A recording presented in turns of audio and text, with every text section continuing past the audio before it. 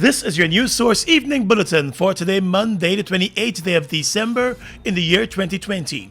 I'm Gordon Mosley. Here's what we're tracking tonight. In an effort to deliver speedier trials and justice during the ongoing coronavirus pandemic, the local judiciary, with support from the government, commissioned several virtual courtrooms this morning.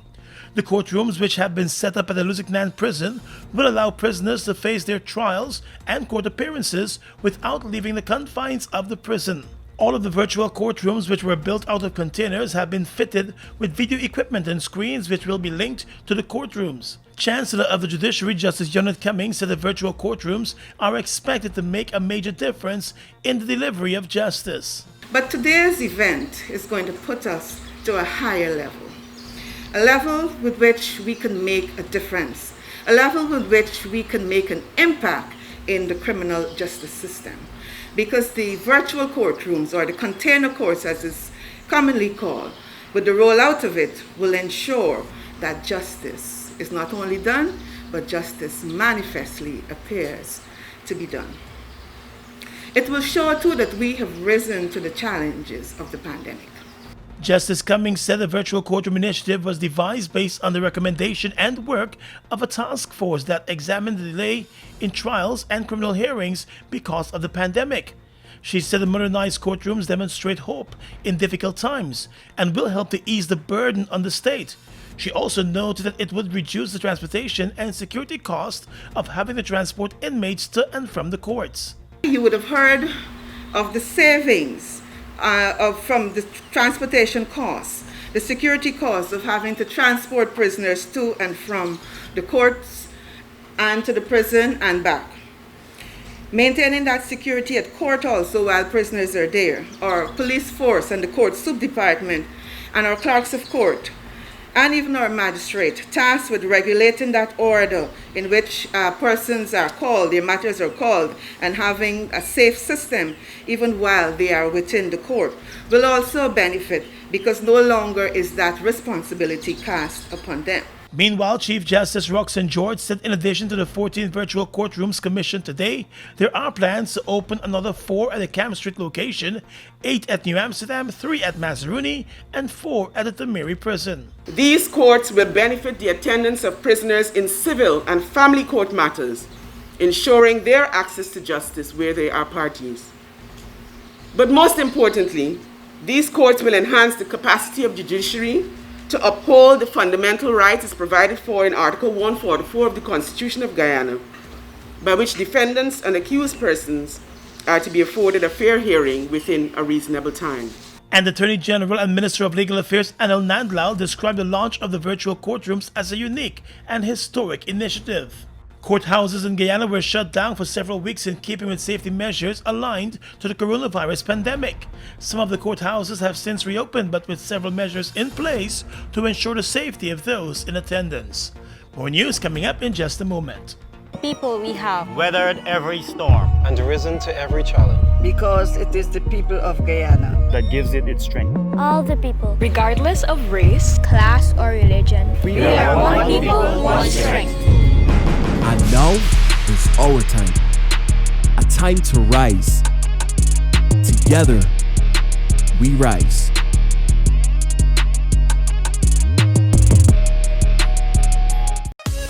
Elite Fragrances and Tradings is your destination for the most luxurious deodorant, perfume, cologne, body spray, sunglasses, wallet, belt, spa, men hair products, and much more. Elite Fragrances and Trading, 123 Regent Road border between Ornock Street and Shiv Chandapal Drive. You can contact us on 619-5151 or 227-1255. The perfect fragrance is the ultimate accessory. I wanna be a Super 95 millionaire. You can be a Super 95 millionaire this Christmas when you purchase $3,000 or more Super 95 fuel from Guyana service stations. Enter to win one of 2 first prizes of $1 million plus weekly cash prizes up to $500,000. That's not all. Each week until January 15, 2021, you can also have a chance to win smart TVs, tablets, shopping vouchers, and so much more. So hurry down to the nearest Guyana service station and spend $3,000 or more on Super 95 fuel, and you can be a Super 95 millionaire. See press for more details. Mom, what are you doing with GPL on your list? Child, you forgot I have to pay GPL? You got time with GPL?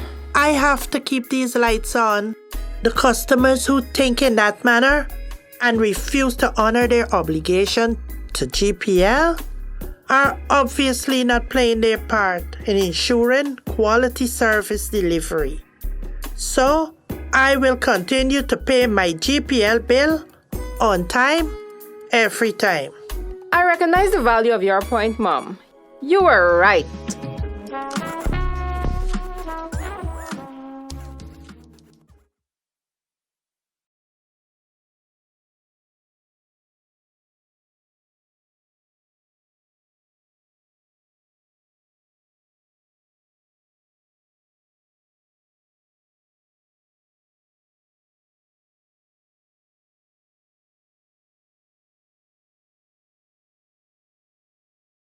Let's tell you now that the Customs Anti-Narcotics Unit has been provided with more than 50,000 images from the shipment of the drug-laden container from Guyana that was busted in Belgium back in November.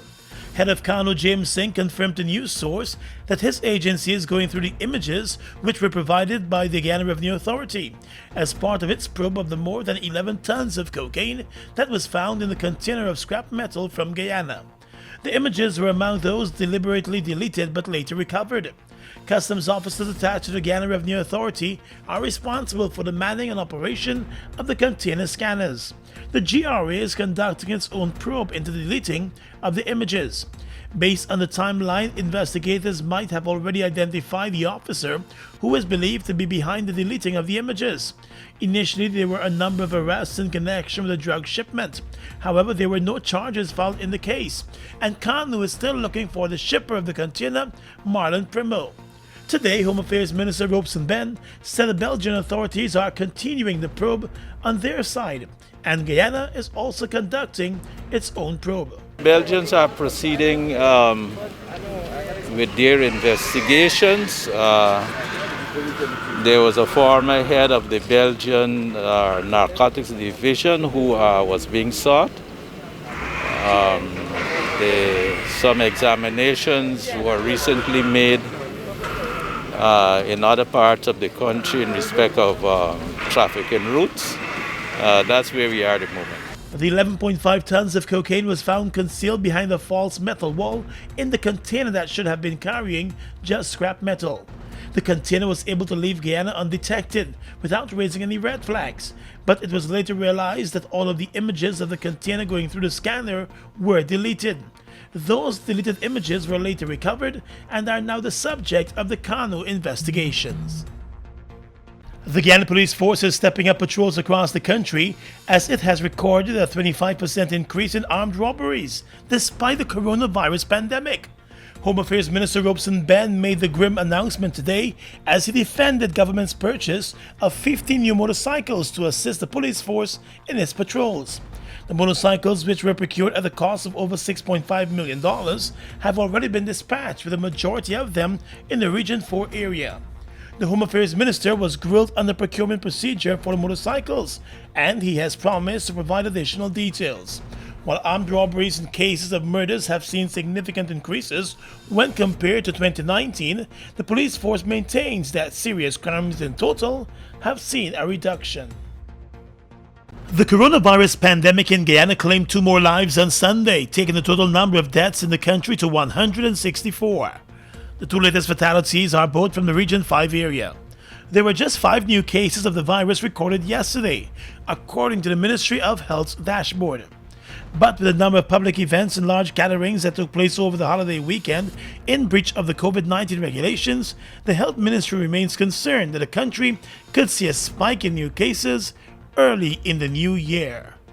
Guyana has already recorded more than 1,000 new cases for this month alone.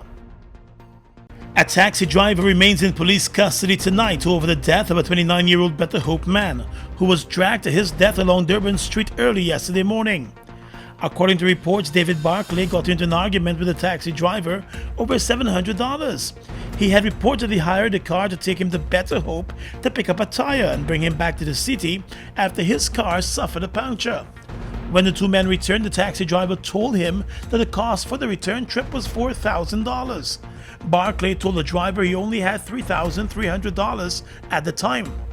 Eyewitnesses said the driver insisted that he be paid the full $4,000, and when the two got into an argument, it is alleged that the taxi driver slashed the man's tire. While he was driving off from the scene, the man held onto the car door and was reportedly dragged along the roadway, hitting several parked cars. The youth was taken to the hospital where doctors pronounced him dead as he suffered multiple injuries. The taxi driver was arrested. A full investigation is underway tonight. On the police blotter, police investigators have arrested the main suspect in the murder of a Princess Street Lodge woman and her daughter over the holiday weekend. The Cuban national was arrested at Amelia's Ward in Linden on Sunday night, 2 days after the gruesome murders. The lifeless bodies of 34-year-old Tara Krishram and her 11-year-old daughter were found in a bedroom in her house on Saturday night by her father. The woman and her boyfriend reportedly had an argument on Christmas night. Based on the injuries, it is suspected that the mother and daughter were beaten and slashed to death sometime on Christmas night or early on the morning of Boxing Day. The woman's father, who lives in the same house, told investigators that he heard the couple arguing earlier on Christmas night, but did not make much of it since it was not unusual for them to argue. The man admitted that he did not check on his daughter until the following evening, and it was then that the bodies were discovered. The suspect is likely to face double murder charges later this week.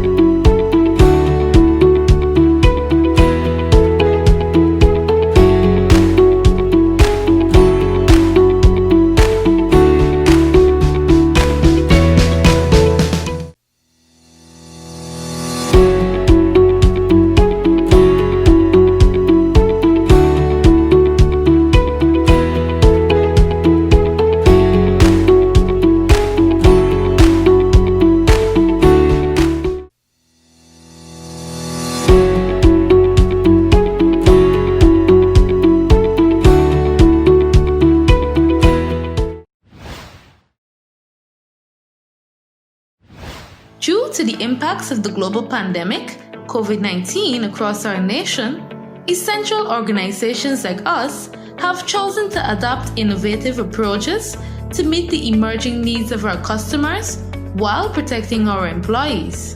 Here are some quick tips to make managing your GPL bill easier while we practice social distancing. To register for electronic billing, you can use the e-billing tab on your website. To access your bill balance, you can use 4 options: the website live chat at gpl.net, the online inquiry on our website under billing, SMS Freedom by texting your GPL reference number to 624-0400 or 608-8400, or call our call center at 226-2600. A message from the Guyana Power and Light Incorporated. We are legions of men standing strong, but never too proud to stoop and help someone. We must send a clear signal to all. Do right, walk in upright ways, knowing that's what being a man is all about. And ever aware that things will only get worse when good men do nothing. Stand strong. Be the one to live right. Been through it all. But as a people we have Weathered every storm. And risen to every challenge. Because it is the people of Guyana that gives it its strength. all the people, regardless of race, class, or religion. We are one people, one strength. And now is our time. A time to rise. Together, we rise.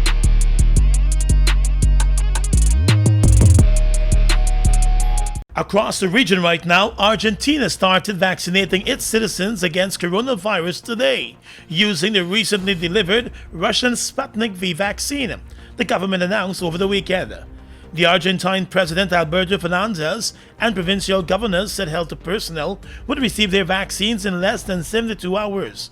Around 300,000 doses arrived in Argentina on Thursday, and subsequent shipments are expected early next year. Argentina, the third largest economy in Latin America, has been hit hard by COVID-19 and logged nearly 1.6 million cases of coronavirus, with more than 42,000 deaths. Fears of a second wave are growing in Argentina. The Inter-American Development Bank said it has provided a record $21.6 billion this year to assist its 26 member countries in Latin America and the Caribbean to manage the economic and social impacts of the COVID-19 pandemic. The support, the bank said, laid the groundwork for recovery and sustainable growth. In response to unprecedented needs in the region, which is the world's hardest hit by COVID-19, the Washington-based financial institution said it rapidly formulated tools and fast-tracked operations that led to increases of 11% in sovereign guaranteed approvals and 55% in disbursements when compared to the previous year. In all, the IDB said it approved $12.6 billion for public sector projects in 2020. The IDB Invest, the IDB Group's private sector arm, supplemented these efforts with $9 billion, including $6.7 billion in approvals and $2.3 billion in mobilization. And finally tonight, international news.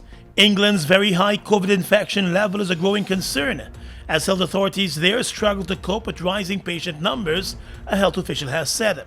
The BBC reported that on Monday, a further 41,385 COVID cases and 357 deaths were reported in the United Kingdom. Some data for Scotland and Northern Ireland is not being released over the Christmas period. Medical Director at the Public Health England said, despite unprecedented levels of infection, there is hope on the horizon. She urged members of the public to continue to play their part in stopping the spread of coronavirus, as the Pfizer-BioNTech coronavirus vaccine is rolled out. There were 21,286 people in hospital with coronavirus across the UK as of the 22nd of December. And that's your News Source Evening Bulletin for tonight. I'm Gordon Mosley reporting.